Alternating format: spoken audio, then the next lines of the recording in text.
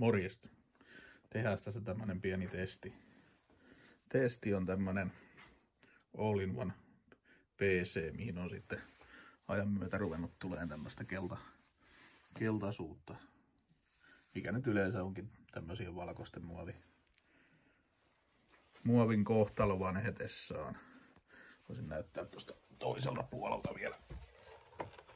Eli sen pitäisi olla ihan tommonen kirkkaan valkoinen ja koitetaan. No tossa kotona emännältä jäi tommoista vaalentavaa tukkatököttiä ylitte, niin tältä koitetaan sillä, kun siinähän on jotain vetyperoksiidia, niin katsotaan onko siitä mitään apua. Mä en tiedä kuinka tää kamerassa tää keltaisuus näkyy, mutta katsotaan.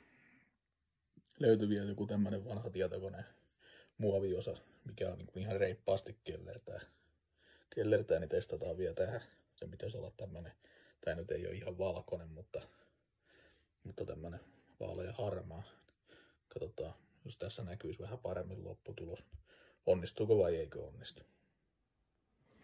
No niin, se on nyt siihen leviteltyä reunoille ja noin näytön reunat mä teippasin tosta, että ei mene sit tuohon näyttöön sitä. Ja ihan siis pensselillä tosta levittelin sen tohon ja sitten odotellaan semmonen vaikka 20 minuuttia ja katsotaan, että tapahtuuko siinä yhtään mitään eroa vai syöpykö koko muovi. No joo, se oli semmosen 20 minuuttia, 25 minuuttia ehkä. Niin kyllä se itse asiassa toimi.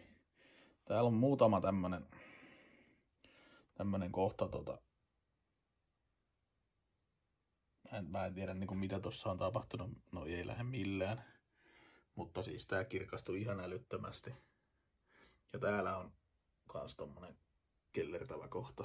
En tiedä, on paskasella sormilla läpitty ja se on jotenkin sitten ajan myötä siihen jämähtänyt, mutta teen vielä semmosen testin, että jätän ihan raakasti yhden yli sen aineen tohon vaikuttaa noihin kohtiin, missä on enemmän keltaisuutta. Muuten tää siis tuli niin kuin oikeasti valkoiseksi. Mä en tiedä kuinka se välittyy tästä kameran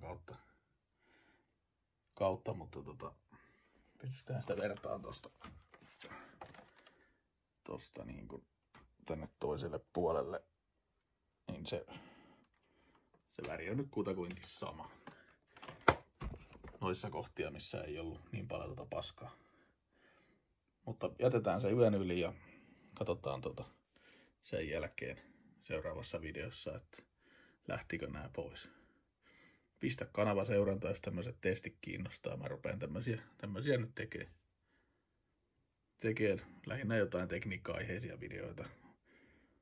Tietokoneiden, autojen, ylipäätään tekniikan kanssa katsotaan, jos löydetään rikkinäistä elektroniikkaa vaikka mitä korjata.